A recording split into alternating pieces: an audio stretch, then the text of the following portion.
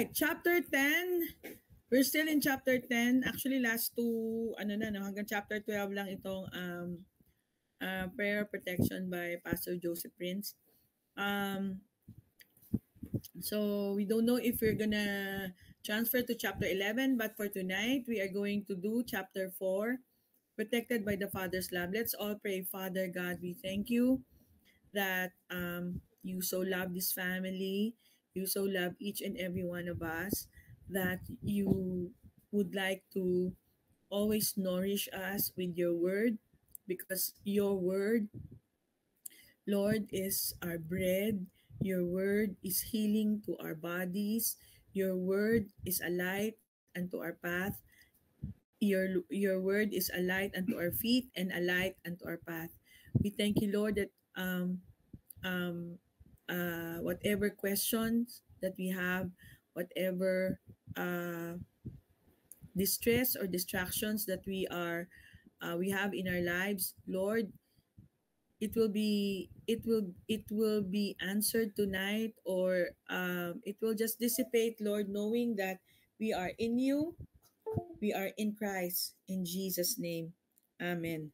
Amen. So, because He has set His love upon me, therefore, I will deliver him. So we've learned about this, 'di ba? So it is ano na nga yung word nung chashak, 'di ba? He has set his love upon me. So you are bonding with the Lord. And then yung second part, I will set him on high because he has known my name. Last week we learned that it is yung I will set him on high is actually sigabi. Sagab. Sagab, I will set him on high, which means to be high, exalted, to be inaccessible, to make lofty. So in the corresponding Greek word is actually hipsu, meaning to be lifted up or to be exalted. And I found this, and it really warmed my heart. And I would like you to also partake of the richness of Abba's love tonight. Ang sabi ni Rachel Cannon, the author of Lambs and Lilies, Musings of Likeness Redeemed and Innocence Restored, ang sabi niya, and this is the word of opening statement of Abba for you tonight. I am such a treasure that he hides me in the safest place, himself. Did you catch that, Lex? I am such a treasure that he hides me in the safest place, himself. Sagab is himself. You are in himself, right? Like you view yourself, the Lord sees you as a treasure, as a diamond. Diba? The treasure box is himself. Hallelujah. At Sam, you are treasure that is hidden in the safest place, himself. Hallelujah. You don't like to take a picture, Sam? So, last week also we said, high place in Hebrew is sagab, which means to be inaccessible. So the more that we have an elevation or an increase in our awareness that we are in Him, the more that we become inaccessible. So its origins come from the idea of head for the hills. The higher you go when a flood comes, or even when you are being pursued by an enemy, the less chance you have of being captured. The higher you go, the more inaccessible you become. The higher you go in your awareness that you are a treasure hidden by Himself, you become inaccessible. You become more and more inaccessible. So Germany learned that about Switzerland. Diba Switzerland was spared during the World War II by Hitler. The Swiss Alps were just too high up for Germany. So to try and conquer Switzerland, because of its terrain, diba, is one of the reason why they left them alone. Because it is simply inaccessible. So, now, which brings us to Hebrews 12:22. You, child of God, you have come to Mount Zion, and to the city of the living God, the heavenly Jerusalem, and to myriads of angels. Hebrews 12:22. Child of God, you have come to Mount Zion, and to the city of the living God, the heavenly Jerusalem, and to myriads of angels. So Zion now is your reality. It is the perspective by which you are governing. God has set you above every principality, power, might, and dominion, and you rule and reign from that place. So, unfortunately, we've been taught to be self-conscious, sin-conscious, and also enemy-conscious. Even talking to the regularly talking to the enemy. But then the scripture is saying, you are set above every principality, power and might and dominion, and you rule and reign from that place. And therefore, what are you going? What is going to be your posture? One who has dominion, 'di ba? You have to have this mindset, right? That you are victorious. And the one that is distracting you, just dead ma. But if you're unfamiliar with this, your soul will be governed by what you see. Your soul will be governed by what you hear, by what you experience. And your body will record a message from that carnal reality. So, if you're unfamiliar with this, your soul, you will decide, right? And you will think by what you see, and your body will respond and will record a message from that carnal reality. It will become the message that you believe in your soul, and your body will respond. So, if you do not know and if you do not believe that because you are sinless, you are sickless, you will accept your diseases. Diba? But praise the Lord, we now know, right?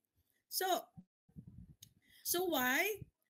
Sabi nga na, no, it will become the message that you believe in your soul and your body will respond. Why? Why? Because your body is a slave to your soul. When it comes to manifesting as sons, that's wildly important for you to understand. You are everything Jesus is and nothing that he is not. Again, why? Because why is it important for you to understand? Because your body is a slave to your soul, meaning your mind and your heart, right? So when it comes to manifesting as sons, so the creation is manifesting for the creation is groaning for the manifestations of the sons of God. So it's widely important that you understand that you are everything Jesus is and nothing that he's not. So if there's one thing that I would like you to remember is this one. You are everything Jesus is and nothing that he is not. As he is, so are you in this world. As he is, so are you in this world. And as he is not, so you are not. Diba? Is he sick? No, right? Hallelujah. Is he healthy? Yes, so you are. So you are a life-giving spirit and the spirit gives life to your mortal bodies. So in Romans 8:11, so this is beautiful. And let's just be slow in reading this. Our union with Christ further reveals that because the same spirit that awakened the body of Jesus from the dead inhabits us, we equally participate in his resurrection. The body, the same spirit that awakened the body of Jesus from the dead, inhabits us. We equally participate in his resurrection. In the same act of authority whereby God raised Jesus from the dead, he co-restores your body to life by his indwelling spirit. Your body need never again be an excuse for an inferior expression of Christ's life, just as it was reckoned dead in Christ's death. It is now reckoned alive in his resurrection. This morning, I was so encouraged. Actually, yun lang talaga yung na-retain dun sa ano ko. You know that Aaron died not because of sickness. He actually went up the mountain and decided to die in the mountain. Diba? So you decide. Because the same spirit who raised Jesus from the dead lives in you. Hallelujah. Hallelujah. So, this is resurrection power. It is the power that destroyed death, that destroyed sickness and diseases, poverty and lack, etc. In the death of Jesus, death died. In the death of Jesus, death died. Paul did not spend his life in warfare mode, battling false demons and idols of Adam's distorted sense of identity. He lived his life knowing all death was defeated. All of the old has passed away, died, and all had become new. The old has passed away, all has become new. What was part of the old? Sickness, poverty, death, demons of Gentiles, foreign gods, and idols of Israel, distorted images of God, etc. So, you can live as someone with God to the extent that you see how with God you are.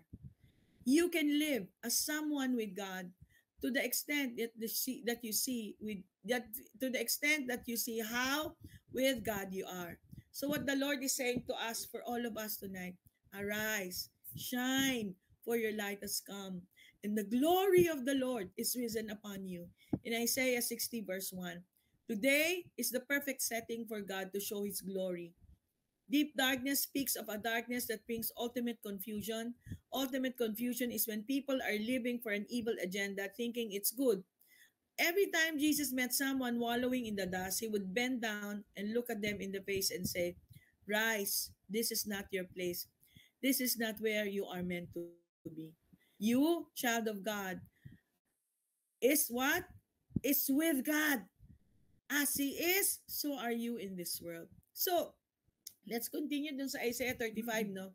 The redeemed return to Zion. This is the title of the chapter in the Passion Translation. Zion, you is the dwelling place of God. We are Zion, we are the dwelling place of God. Merong kanta dati na ano, no? Ito natatandaan to ni Lex. I lay in Zion, a sure foundation, a stone. So si Lord pala yun, ano? Therefore, thus says the Lord, behold, I lay in Zion a stone for a foundation. Ayan, no? It's a cross. A tried stone. He was tried, right? A precious cornerstone. A sure foundation. It will not be shaken easily.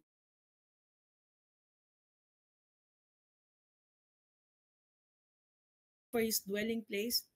This is my resting place forever. You are his resting place forever. Here I will dwell, for I have desired it. Because you are God's resting place, the Lord is telling you tonight, I will abundantly bless her provision. I will satisfy her poor with bread.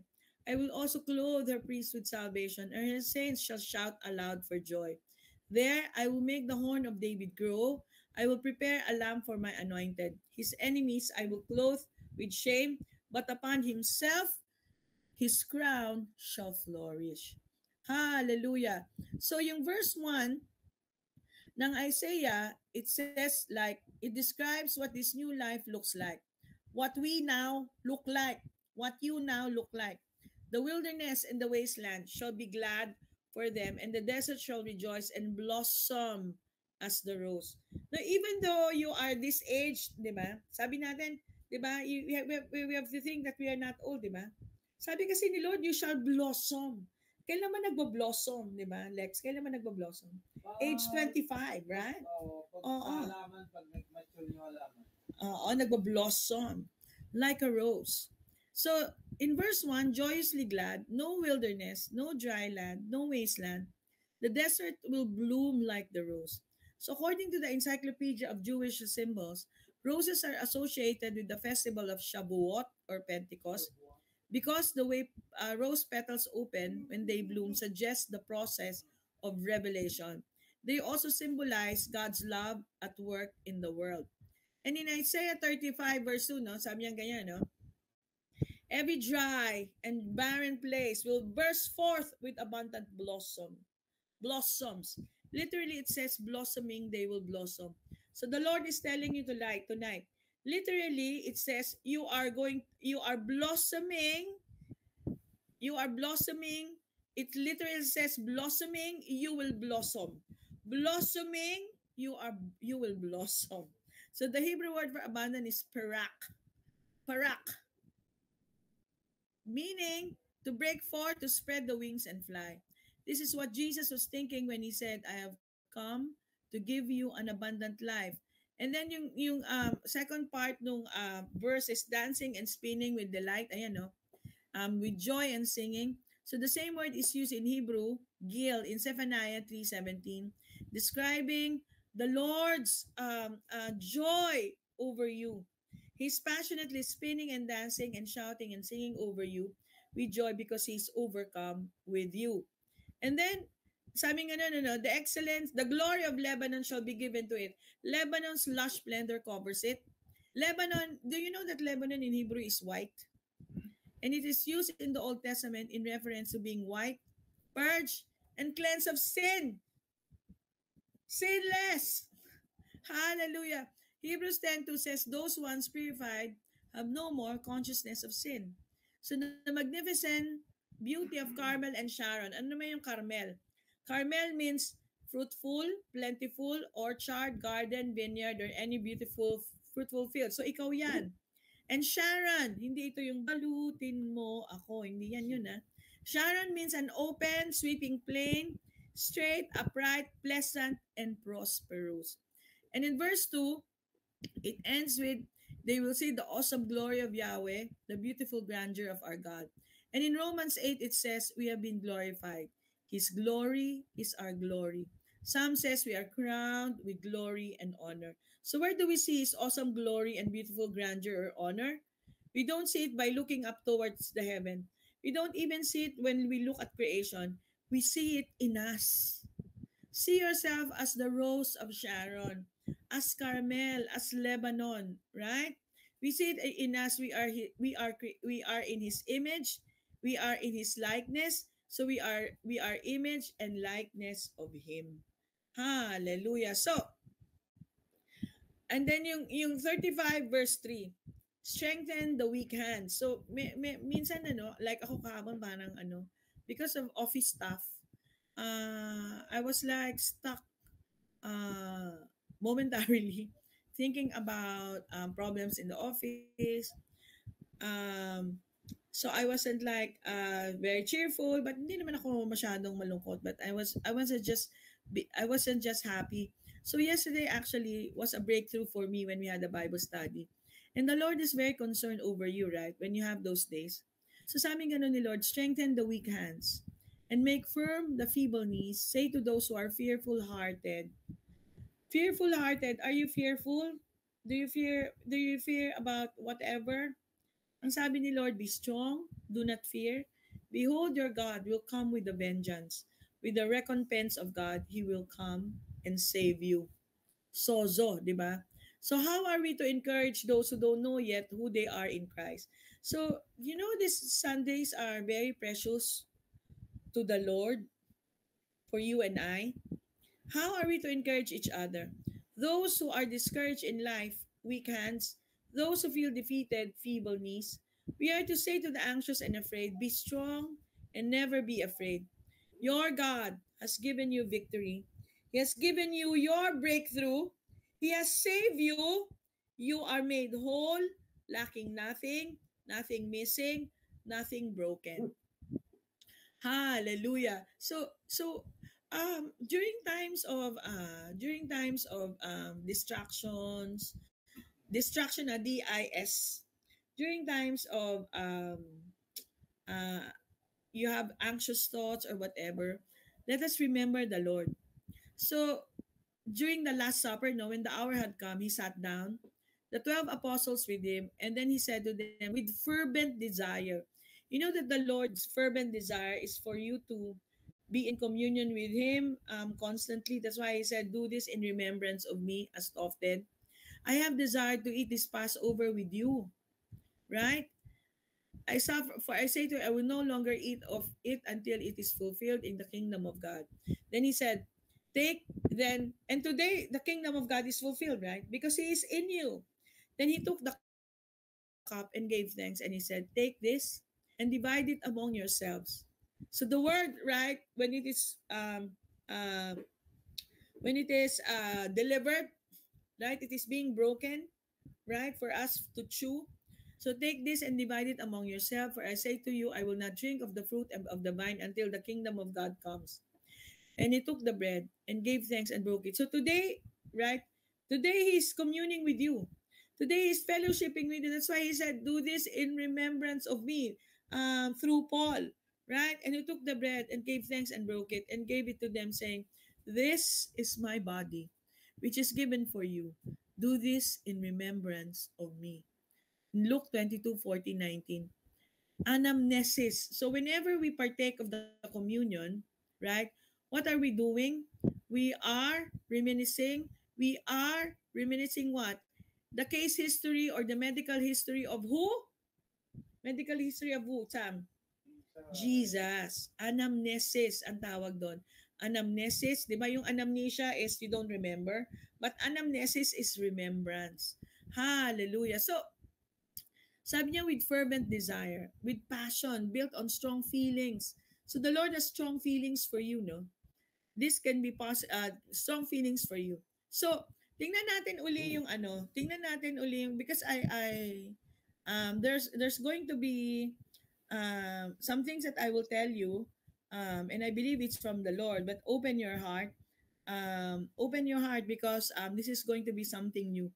Maybe it's something new that you will still have question, but it's okay. But I would just like to emphasize, yung seating arrangement, di ba? The two most honored seats at the meal during the Last Supper were those to the right and to the left of the host. Sino yung host?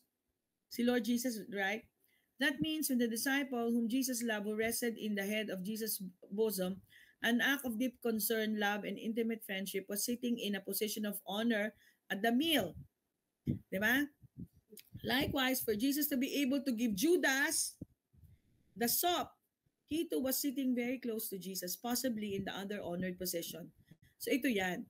So si Judas, si Jesus was seated here, and John was seated at the right, and Judas at the left. So those two seats are seats of honor. Can you imagine? Diba? We've learned this in Eat Your Way to Life and Health. Ito yan. Ito yan. Kasi ganyan yung seating arrangement nila dun sa, kasi ang explanation dito, the upper room is actually owned by a very rich man, kasi yung mga taong may mga ganyang bahay, mayayaman. Ganyan. So, eto yan. Yan, again.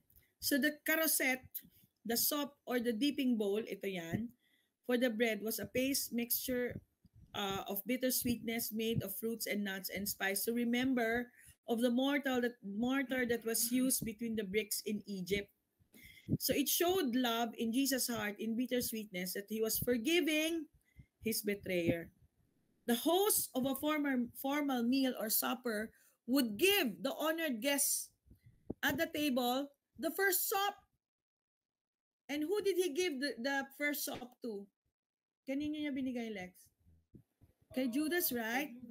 Oo, sabi niya, sabi nga nun, who is it, Lord? Sabi nga nun ni John the Beloved, di ba? Sabi niya, it is he to whom I will dip the sop, di ba?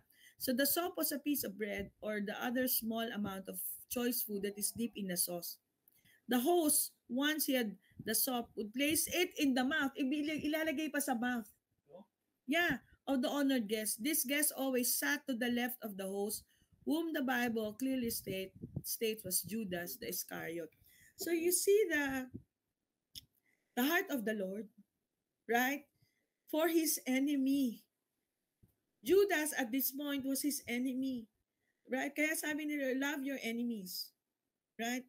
Kung meron man tayong ka-argue sa office, kung meron man tayong ka-argue somewhere, this is actually a very, and we were enemies of the Lord before, right? But he loved us to the uttermost. He loved us to the very end. So the host of the formal meal or supper would give the honored guest at the table the first sop. So the sop, the word sop simply means a small portion, a morsel, or a fragment. In Bible times, there had been a common dish at the meal. Their bread was flat, thin, and round. It was very common to dip a piece of bread into the common dish and wrap the bread around a small piece of food or a sop. So, but when the host would dip his piece of bread into the dish and give the sop to someone, that was very, very significant.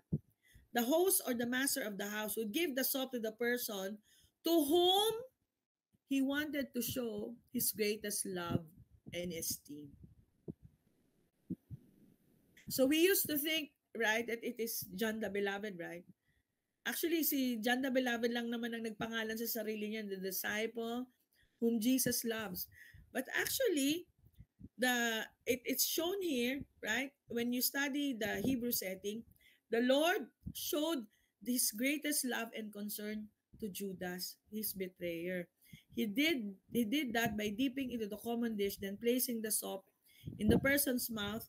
And in doing that, he would allow to all those present and to the person receiving the soap the love and the honor he had for him.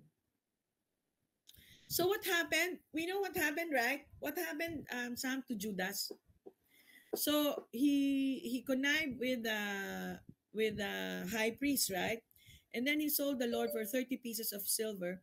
But then he realized that what he did was wrong.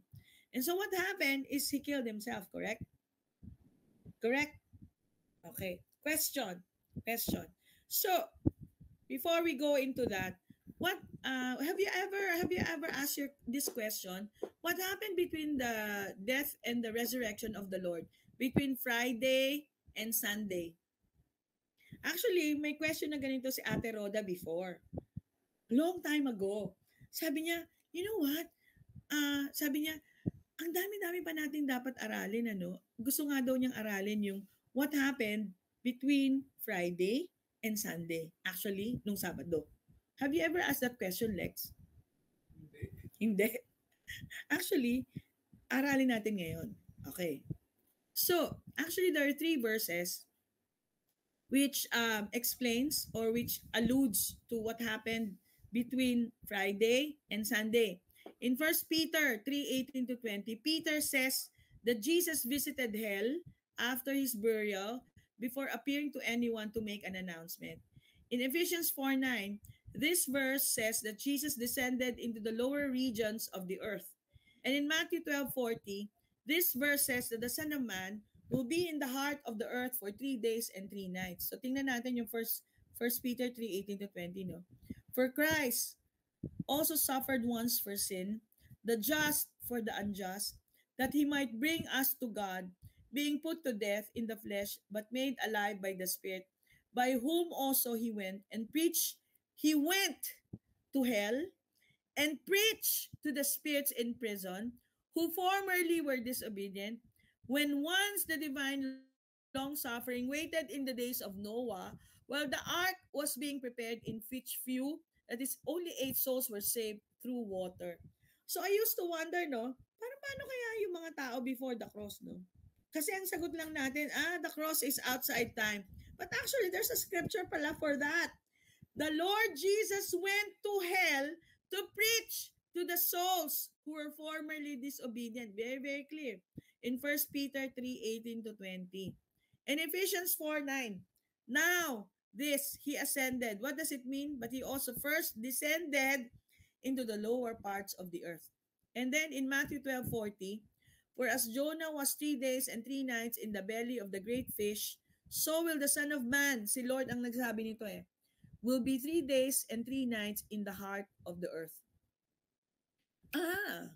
So what does it mean? What does it mean? Diba, Judas killed himself? You know, I came across this. At first, I was, babasahin ko ba to? But you know what, when I read this, it made sense. It made sense because Abba is so loving that God so that he gave his one and only son. So love the world, everybody, right?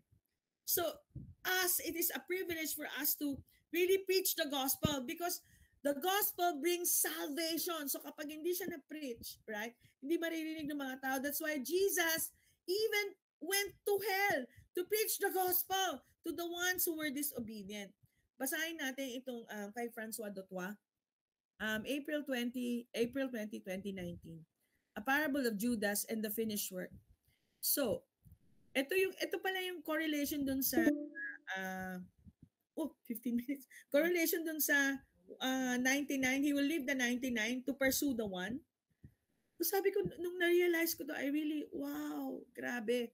So, a Parable of Judas, after his suicide was accomplished, Judas lifted up his eyes in a black flame of darkness. He remembered his betrayal and his defection, his silver throne, the eyes of his master as he kissed him in the garden. Tormented by his thoughts, he wept and gnashing his teeth. he opened his eyes to see far off a great gulf, a speck of light, which was paradise. So obviously he was in hell, no? He saw Abraham and Isaac holding hands and dancing, Jacob and Rachel sitting and watching children play. And at that moment appeared a thief, unrepentant, standing in the midst of patriarchs. Sino ito? Sabing gano'n ni Lord, di ba dun sa isang thief? Today, you will be with me in paradise. With rejoicing, they all stood and began to dance. He heard faint music and closed his eyes. His thoughts turned in pain to the words of his master as he spoke to the 12 and to the 1,000. The parables of lost things and sorrow filled him. The lost sheep, di ba? The lost sheep, yung the 99, di ba? He left and went after the one, wandering off and leaving his flock. So, kasi siya yun eh. And the goodness of the shepherd leaving the 99 and going after the one, returning with it laid on his shoulders, rejoicing, etc. And then the lost son and his good father, the boy wasting his inheritance, feeding pigs and longing to return home. The lost son. Sabi nga nun ni Lord, di ba? Previously, I did not lose any except the lost son. Sino yon? Si Judas yun eh. He remembered now who fulfilled what was written prophetically, and then the skies above both hell and paradise were split. As light poured in, the light was dwarfed, even that of paradise. A shout of triumph rained down to him. And in paradise, a man appeared, a lamb as it has been slain, stood with the thief who was jumping and shouting for joy. The black flame turned to red and yellow, and the great gulf between paradise was filled with blood like water. Across the gulf came the lamb walking on blood like water. As he approached, the darkness receded, and he saw that the Father and Spirit were standing behind him. He turned and seen them and was touched on the shoulders from behind. He turned to see his master, who came close and kissed him on the cheek. And Judas wept. The voice so loud, the worlds of both paradise and hell shook. He held up keys, and one said grave, one said death, and one said hell. He spoke and said, I am here to announce my crucifixion. Diba sabi dun sa ano, he preached the gospel. Here, to preach to all of you who are from Noah's time, and to you, Judas, one of my 12. So, which brings to us, naku, 12 minutes na lang. So it's really very important to preach the gospel to all people, to ourselves, right?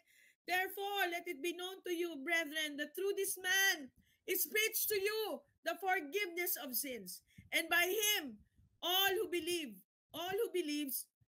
is justified from all things from which you could not be justified from the law of Moses. So, what does it say? What does it say? And what does it say happens when the gospel is preached?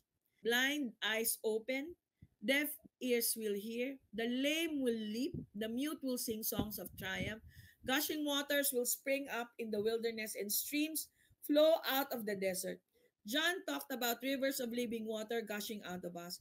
They will experience refreshing oases and bubbling springs instead of thirst.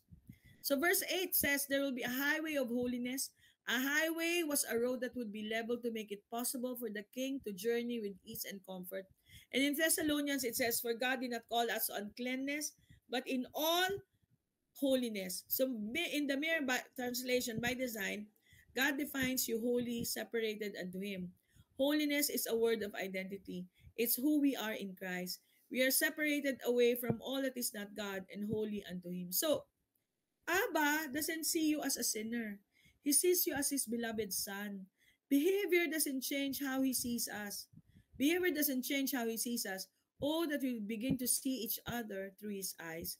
Even those we consider as committing the vilest sins. We are sons in the image and likeness of Abba.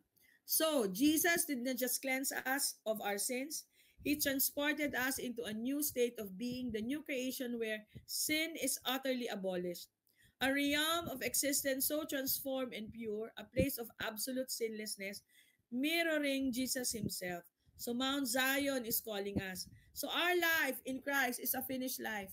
What should our finished life or this new life in Christ look like? Paul showed us in Galatians 2:20 what his new finished life looked like. His life in the flesh, in his physical body, was lived in the awareness of Christ in him. Paul lived a life that was completely free of association with Adam and the fall, a life free of identification with sin, free from all of the effects of the fall, sickness, disease, poverty, fear, addiction. He lived a life zero of sin consciousness. And in Hebrews 10, verse 2, Paul tells us that worshippers, once purified, should have no more consciousness of sin. Sin consciousness in the New Testament is equivalent to the tree of the knowledge of good and evil, and sin consciousness is our only tie to sickness and disease. But the good news of the gospel is that sickness and disease, sin and death, and all the effects of the fall from God's perspective are null and void, defeated at the cross. It is finished. But if that is not our perspective, we won't see ourselves as dead to sin, dead to sickness, dead to disease, dead to poverty and lack, dead to fear, dead to death, and alive only to God. It is His life in us, and all the effects of sin and death, sickness, disease, etc., are not part of our finished life in Christ. God says we are clean, pure, guiltless, innocent, unstained, sinless, healed. This is who we are right now. We are whole, lacking nothing. But what we believe about it is finished determines the quality and quantity of the finished life we live out in this life. So, again, as our awareness of the truth of forgiven, of being liberated from sin, grows, our understanding of no sickness will grow. Sinless is our identity, and now we will be able to say with all certainty, I am not sick, it is finished. So Christ in me is the realization of Abba's opinion of me. Sabi ni Patrick Emery, Christ in me, the hope of glory. Hope is not wishful thinking, it is reality. It is your reality. And I really like what God thinks about me. Sabi niya, it makes me happy. Sabi ni Saint Patrick the Confessor, from glory, the opinion the opinion of the flesh, to glory, to the opinion of Abba about me. So that, my dear family, is chapter 14, part 4. Praise the Lord.